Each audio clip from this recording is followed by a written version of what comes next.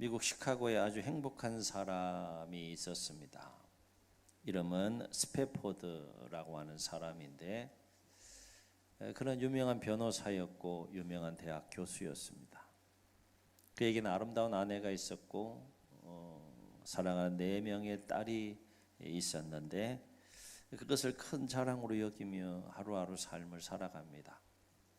그러던 어느 날 이 아내와 4명의 딸이 여객선 배를 타고 프랑스 여행을 떠나게 됩니다. 얼마나 즐거운 마음으로 출발했겠어요. 얼마나 설레임과 들뜬 마음으로 그 여객선에 올랐겠습니까? 그런데 안타깝게도 아내와 4딸이 탄 여객선 하브호가 영국배와 바다 한 군데에서 충돌하게 됩니다. 그래서 226명이 이제 익사하게 되는 대참사가 바다 한가운데에서 일어나게 돼요.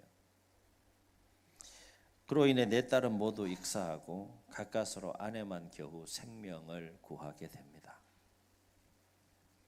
이 소식을 들은 스패포드의 마음이 어떠했겠어요? 뭐 형언할 수 없는 마음이 밀려오는 거죠. 현장을 향해서 갑니다. 스패포드는 사고 현장에 도착해서 바다 한가운데가 되겠죠. 사고가 일어난 바다 한가운데 딸들의 이름을 부르며 절규합니다. 한순간에 4명의 딸을 동시에 잃었으니까 그 아버지의 마음이 얼마나 고통스럽고 아프고 또 슬픈 마음이 파도처럼 밀려왔겠는가. 감당할 수 없는, 주체할 수 없는 고통과 아픔과 슬픔이 막 밀려옵니다. 이때 아내는 절망적인 슬픔 속에서도 남편의 손을 꼭 잡고 스패포드에게 이렇게 말을 했다고 해요. 여보, 딸들은 지금 천국에 있어요. 우리와 잠시 헤어져 있을 뿐이랍니다. 이렇게 남편의 손을 꽉 잡고 위로의 말을 아내가 건넵니다. 따뜻한 온기가 느껴지고 도저히 종잡을 수 없을 것 같은 그 고통과 아픔과 그 슬픔의 마음이 하나하나 이제 정리되어져 가면서 스패포드는 아내의 이 말에 큰 위로를 받았다고 합니다. 그리고 슬픔과 고통과 절망의 바다 한가운데에서 시 한 편을 지었는데 그것이 바로 그 유명한 구찬송으로는 470장, 새 찬송으로는 413장에 담겨 있는 내용입니다. 총 4절로 되어 있는데 1절의 가사는 이렇습니다. 내 평생에 가는 길 순탄하여 늘 잔잔한 강 같든지 큰 풍파로 무섭고 어렵든지 나의 영혼은 늘 편하다. 내 영혼 평안해, 내 영혼 평안해. 이런 가사예요. 우리 한번 1절만 함께 찬송하겠습니다.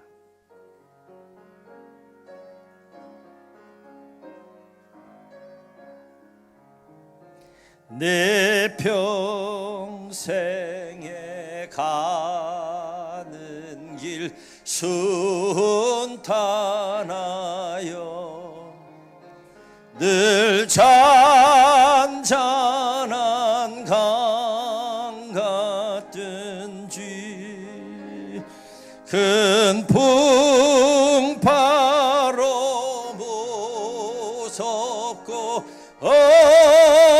어렵든지 나의 영혼은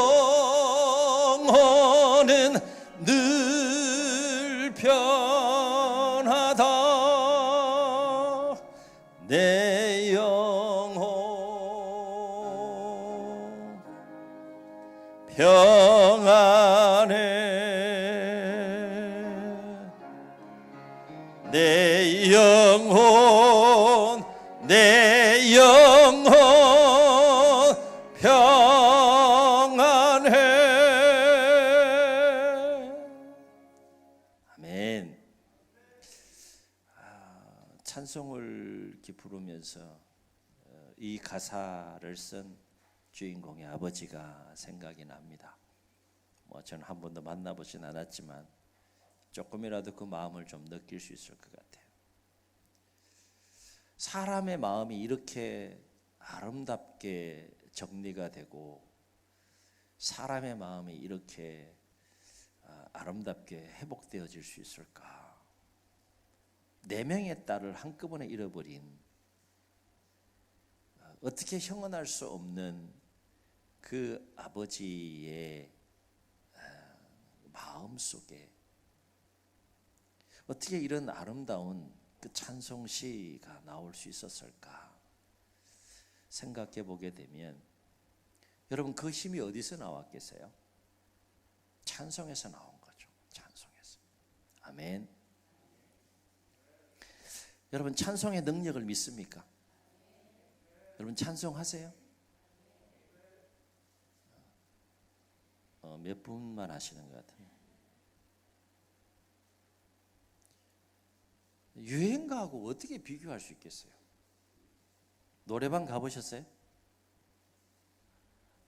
이 대답을 할까 말까 지금 망설이시는 것 같은데. 세상 사람들도요, 노래방 가면 거품 불어요, 거품. 그런데 하나님을 찬양하는 찬송을 할 때 그 힘과 능력을 어떻게 비교할 수 있겠어요?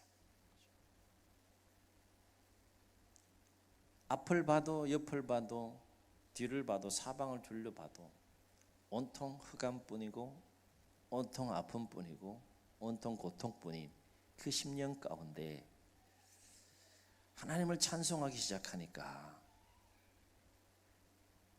오늘 우리가 함께 찬양했던 것처럼 내 평생에 가는 길 순탄하여 늘 잔잔한 강 같든지 큰 풍파로 무섭고 어렵든지 내 영혼은 늘 편하다. 이게 찬송의 힘이라는 거죠. 여러분 삶 속에서 얼마나 찬송의 능력을 경험하며 삶을 살아가시는지요. 오늘 말씀은 다윗이 이제 통일왕국의 왕이 되기까지 총 3번의 기름 부음을 받습니다. 제일 처음 이제 어린 목동 시절에 이스라엘 왕정사의 첫 번째 왕으로 세운 그 사울이 하나님 말씀에 불순종해서 하나님이 또 다른 2번째 왕을 세워야겠다 생각하고 선택한 인물이 바로 이 다윗인데, 첫 번째 다윗에게 기름 부음을 왕으로 기름 부음을 부을 때, 사울을 통해 기름 부을 때 그때의 나이 어린 목동이었어요. 그리고 이제 첫 번째 왕으로 기름 부음 받은 이후에 이 다윗이 처음으로 사울이라고 하는 왕을 만나게 되는 장면이 오늘 우리가 읽은 말씀의 내용입니다. 다윗이 하나님의 섭리 가운데 이 사울을 만나는 장면을 이렇게 보면 참 안타깝게도 이 사울이 첫 번째 왕이 되는 영광을 누렸음에도 불구하고 그 자리에 올라가면서 초심을 잃어버린 거예요. 마음이 변질된 겁니다. 교만해진 거예요.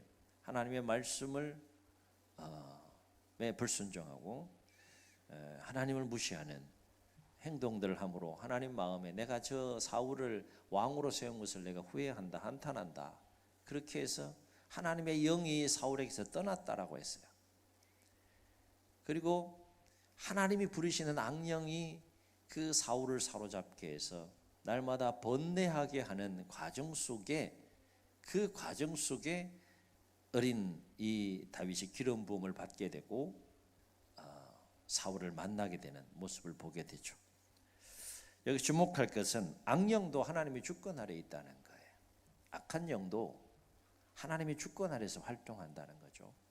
그리고 때로는 하나님의 선한 섭리를 위해서 이 악한 영이 또 쓰임받는 경우도 있다라고 하는 것입니다. 여하튼 사울은 하나님의 섭리 가운데 하나님이 부리시는 악령에 사로잡혀서 날마다 번뇌하고 괴로운 나날의 삶을 보내게 됩니다. 그런데 15절 보면 그 와중에도 영적인 분별력을 가진 이 사울의 신하들이 있었어요. 하나님이 부리시는 악령이 사울에게 떠나게 하는 방법을 사울에게 제시합니다. 그 제안은 뭔가 하면 수금을 잘 타는 자를 불러와서 수금을 타게 하면 왕에게 역사하는 악령이 떠나가게 된다. 이 신하들이 사울에게 제안을 합니다. 의견을 내는 거죠. 왕정이 떠나간다 그러니까 못할 일 없잖아요. 그러면 한번 수금을 잘 타는 자를 한번 데려와 봐라. 그랬더니 18절에 보면 다윗을 잘 아는 한 소년이 왕의 측근에 있었던 소년이었던 것 같아요. 다윗을 잘 아는 한 소년이 하나님께 준비해 놓은 인물이겠죠. 사울에게 이 다윗을 소개합니다. 그래서 다윗은 이러한 하나님의 섭리 가운데에 사울을 만나게 되죠. 그래서 20절을 보면 다윗은 사울의 사랑을 크게 받았다라고 했고 사울의 무기를 드는 자로 쓰임받게 되는 모습을 보게 돼요. 어린 목동이 한낱 어린 목동에 불과하던 자가 하나님의 깊은 경륜과 섭리 가운데에 어느 날 왕 앞에 서게 되고요. 왕의 사랑을 받고 왕의 신임을 받는 존귀한 자가 되는 거예요. 그러면서 23절을 보면 왜 다윗이 사울에게 사랑을 받고 큰 신임을 받게 되었는지에 대한 이유를 설명하는데 23절 우리 다 같이 함께 읽습니다. 시작. 하나님께서 부리시는 악령이 사울에게 이를 때에 다윗이 수금을 들고 와서 손으로 탄즉 사울이 상쾌하여 낫고 악령이 그에게서 떠나더라. 아멘. 여기서 우리가 주목할 것은 뭔가 하면 다윗이 수금을 탈 때에 누가 역사했다는 겁니까? 하나님의 영이 역사했다는 거예요. 제가 조사해 보진 않았지만 다윗 당대에 수금 타는 사람이 뭐 한둘이었겠어요. 어쨌든 왕 앞에 불릴 정도라면 다윗이 수금을 아주 탁월하게 잘 탄 것만은 분명해요. 그런데 다윗이 수금을 탈 때 누가 역사했다고요? 하나님의 영이 역사했다는 거예요. 여러분 별로 놀라지 않는다. 네, 아이가 놀라잖아요 지금.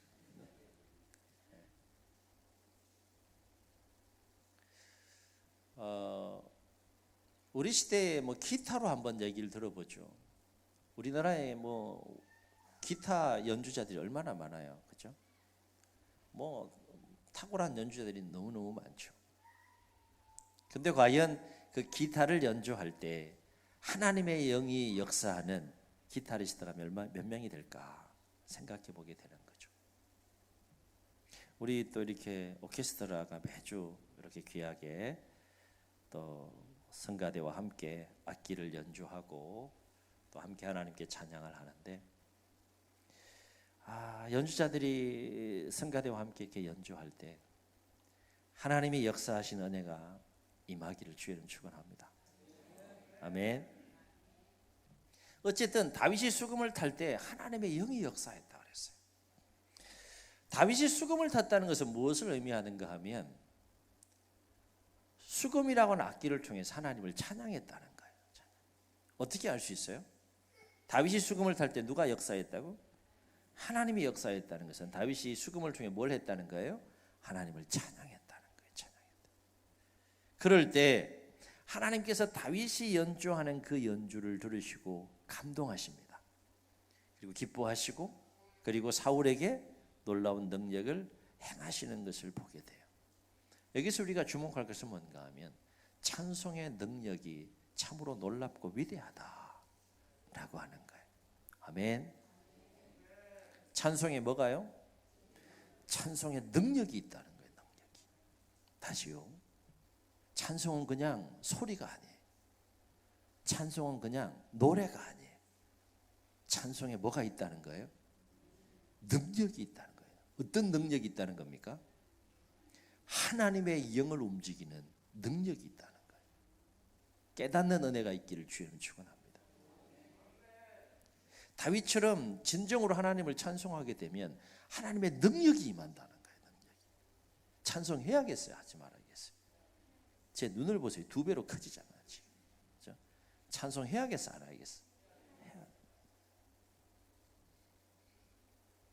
내 평생에 가는 길 순탄하게 나타나요. 함께 하십니다. 늘 잔잔한 강 같든지 큰 풍파로 무섭고 어렵든지 나의 영혼은 늘 변하다. 내 영혼 평안해. 내 영혼 평안해.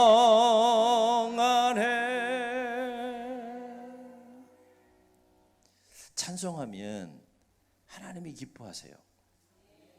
그리고 하나님은 그 찬송을 들으시고 기뻐하실 뿐만 아니라 능력을 베풀어 주신다는 거예요.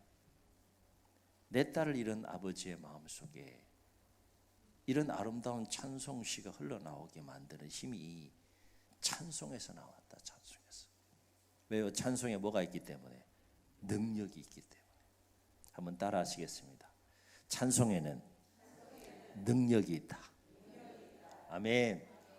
어떤 능력이 임하느냐? 다윗이 수금을 타고 하나님을 찬송했을 때 하나님께서 사울에게 어떤 능력을 행하셨느냐? 세 가지 능력이 임해요. 오늘 말씀은 세 가지 능력이 임해요. 첫째는 악령이 떠나갔어요. 사울을 그렇게 괴롭히던 번뇌하게 만드는 악한 영이 떠나갔어요. 여기서 우리가 주목할 것이 있어요. 우리가 진정으로 하나님을 찬송하게 되면 우리 안에 역사하는 어떤 악한 영이라 할지라도 그 악한 영이 얼마나 강력하게 충만하게 역사한다 할지라도 떠나가는 역사가 있다는 거예요. 찬송은 악령을 물리치는 힘과 능력이 있고 찬송은 무기가 되기 때문에 그렇습니다. 아멘. 하나님을 찬송하는 이 심령 가운데에 악한 영이 들어와 역사할 수 없다는 거예요. 그게 찬송의 힘이라는 거예요. 그게 찬송의 능력이라는 거예요. 그게 찬송의 무기라는 것입니다. 그러니까 여러분 찬송할 수 있어요, 없어요? 하나님께서 엄청난 무기를 주셨는데 그 무기를 사용 안 한다니까요. 유행가는 막 거품 불면서 찬송 안 한다니까요. 어마어마한 하나님의 능력이 임하는데 찬송해야죠. 다윗이 수금을 타고 하나님을 찬송하며 연주했을 때 사울에게 강력하게 역사하던 악령이 떠나갔다 그랬어요. 두 번째, 다윗이 수금을 타며 찬송할 때 어떤 능력이 임했느냐? 치유와 회복의 역사가 일어났습니다. 영과 혼과 몸이 치유되고 회복되는 역사가 일어났어요. 오늘 말씀 보면 다윗이 수금을 탈 때 사울이 상쾌하여 낫고라고 했어요. 상쾌하여 나았다라고 하는 것은 단순히 악령만 떠나간 것이 아니라 그토록 사울을 괴롭혔던 모든 어두운 마음들이 떠나가게 되고 찬송함으로 말미암아 생명의 기운이 온몸을 휘둘렀다는 거예요. 생명의 기운이 온몸에 역사했다는 겁니다. 그래서 상쾌해진 거예요. 상쾌해진 거예요. 찬송은 어떤 능력이 있습니까? 치유와 회복의 능력이 있습니다. 여러분 몸에 질고가 있는 분들 찬송 많이 하세요. 마음에 상처와 아픔이 있는 분들 찬송 많이 하세요.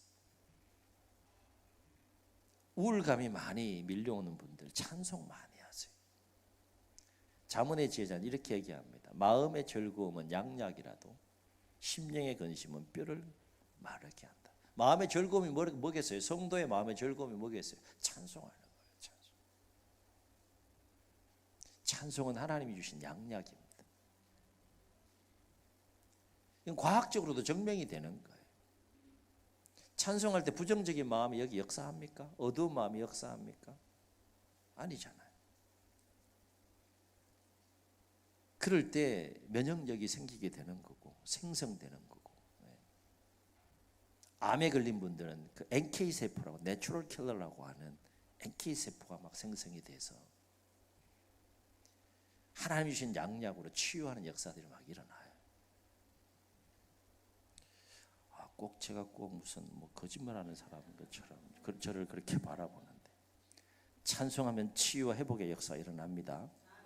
경험할 수 있기를 주의 이름으로 축원합니다. 맨날 막 우울감 막 사로잡혀가지고 아파 죽겠어요. 죽겠어요. 그러지 마시고 찬송하시라고. 찬송하면 일단 가장 먼저 뭐가 치유되느냐? 마음이 치유돼요. 마음이 치유가 되면 몸이 치유가 됩니다.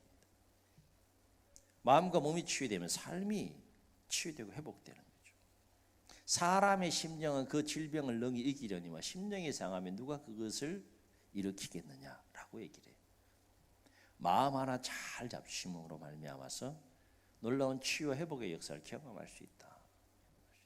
물론 병원 가셔야 돼요. 약도 드셔야 되고 할 거 다 하세요. 그러나 찬송하시라고. 찬송. 아멘. 다윗이 수금을 타며 찬송할 때 또 한 가지 놀라운 능력이 임하게 되는데 그것은 뭔가 하면 사울의 마음속에 큰 평안과 기쁨이 임하게 됩니다. 이 또한 사울이 상쾌하여 나았다라고 하는 이 말씀을 통해서 우리가 생각할 수 있어요. 상쾌하여 나았다는 것은 그 마음속에 큰 번뇌가 있었는데 찬송할 때 수금을 탈 때 하나님의 능력이 사울에게 임해서 큰 평안과 기쁨 가운데 거하게 되었다. 이런 의미가 그 속에 담겨 있는 거예요. 여러분 삶을 살아가면서 매일매일 삶을 살아가면서 이 평강, 마음의 평강을 깨뜨리는 일들이 얼마나 많아요. 근심하게 만들고 걱정하게 만들고 불안하게 만들고 초조하게 만들고 우울하게 만들고 막 온갖 종류의 스트레스들이 얼마나 많이 밀려옵니까? 근데 그거를 이겨낼 수 있는 파워, 이겨낼 수 있는 힘이 어디서부터 온다는 거예요? 찬송에서 온다. 찬송에서. 찬송하면 다 밀어낼 수 있다는 거예요. 아멘. 막 불도저가 막 땅을 막 파가지고 밀어내는 것처럼 찬송의 힘이 그렇게 크다는 거예요. 사울이 상쾌하여 나왔다 그래서 상쾌하여. 하나님이 주시는 큰 평안이 있으면 상황에 좌우되지 않습니다. 우리의 삶. 놀라운 삶을 살아낼 수 있는 거예요. 여러분 찬송할 때 막 우울증도 떠나가고 근심 걱정 이런 막 마음들 막 떠나가고 부흥사들은 그렇게 얘기하죠. 아멘 하시는 분들만 그렇게 하시라고. 아니 우리가 살아계신 하나님을 믿고 하나님을 찬양할 때 다윗이 그 놀라운 능력을 경험했다 그러면 그 하나님 죽었어요? 살았었어요? 다윗이 하나님 살아계세요. 우리가 찬송할 때 우리도 체험하고 경험해야 될 거 아니겠어요? 정말 그런가 해보세요.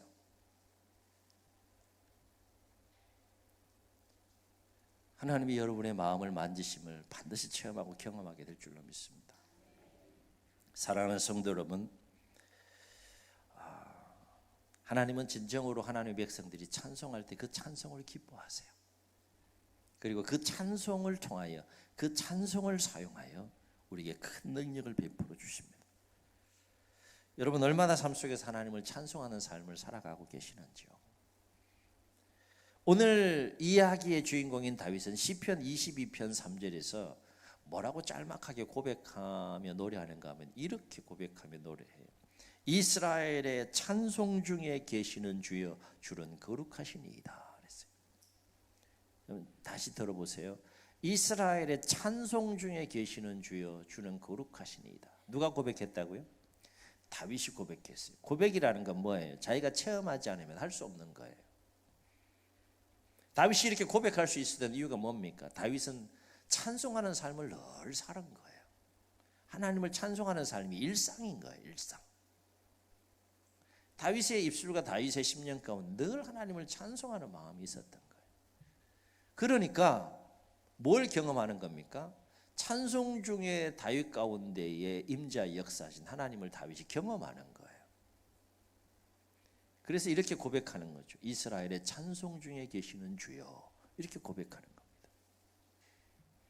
시편 71편 14절에서 다윗은 뭐라고 고백하는가 하면 이렇게 고백하였다. 나는 항상 소망을 품고 더욱더욱 주를 찬송하리이다 그랬어요. 왜 다윗이 더욱더욱 주를 찬송할까요? 찬송의 비밀을 안 겁니다. 찬송의 이 능력을 안 거예요. 예. 그러니 찬송할 수밖에 없는 거죠. 찬송이 얼마나 놀라운 위대한 힘을 발휘할 수 있는지 다윗은 알았다는 거예요. 영적인 통찰력과 안목을 가지고 알았다는 겁니다. 다윗은 예배자이기도 했고 기도의 사람이기도 했지만 찬송의 사람이기도 했다라고 하는 것입니다.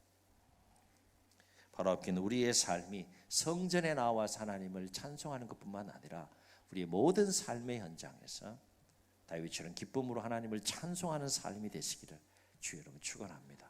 그래서 여러분이 삶의 현장에서 하나님을 찬송할 때, 다윗이 수금을 타고 찬송할 때 부으셨던 이 세 가지 능력, 악한 영들이 떠나가는 역사들이 일어나고 영과 혼과 몸이 치유되는 역사들이 일어나고 여러분 심령 가운데 모든 어두운 마음들이 다 떠나가고 큰 평안과 기쁨 가운데 거하는 삶이 되시기를, 그 하나님을 만나실 수 있기를, 그 하나님의 능력을 체험할 수 있기를 주의 이름으로 축원합니다.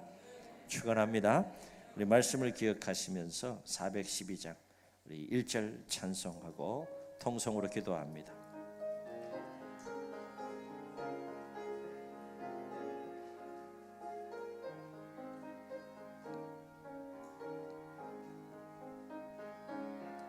내 영혼의 극히 깊은 데서 맑은 가락이 울려나네. 아멘. 하늘 곡조가 언제나 흘러나와 내 영혼을 한 번 더 고백합시다. 내 영혼의 극히, 내 영혼의 극히 깊은 데서 맑은 가락이 울려나네. 하늘 곡조가 언제나 흘러나와 내 영혼을 고이 싸네. 아멘.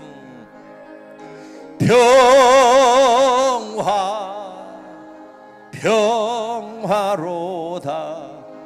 하늘 위에서 내려오네. 그 사랑의 물결이 영원토록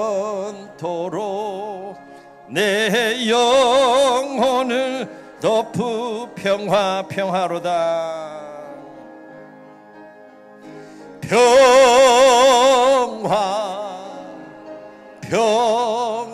평화로다. 하늘 위에서 내려오네. 그 사랑의 물결이 영원토록 내 영혼을 덮으소서. 주님 눈을 감으시고 우리 말씀을 기억하시면서 한번 동성으로 기도하시겠습니다. 여러분 찬송할 수 있습니다. 어떤 삶의 상황 속에서도 하나님 살아계시고 하나님의 자녀인 여러분 하나님을 찬송할 수 있습니다. 다윗이 수금을 타고 하나님을 찬송했을 때 사울에게 역사하는 악한 영이 떠나갔다고 했습니다. 몸이 상쾌하여 나 따르고 있습니다. 큰 평안과 기쁨이 사울에게 임한 것을 오늘 말씀을 통해서 봅니다. 찬송의 능력이 있습니다. 찬송은 힘이 있습니다. 찬송은 무기입니다. 주여 우리의 삶 속에 다윗처럼 기쁨으로 하나님을 진정으로 찬송하는 찬송이 넘쳐나게 도와주옵소서. 심령의 찬송이 넘치게 하시고 입술의 찬송이 넘치게 하시고 우리의 삶의 찬송이 넘치게 하셔서 찬송 가운데 임재하여 역사하시는 하나님의 크고 놀라운 능력을 체험하고 경험하게 하옵소서. 이런 마음 가지고 주님 세 번 부르시고 통성으로 기도합니다. 주여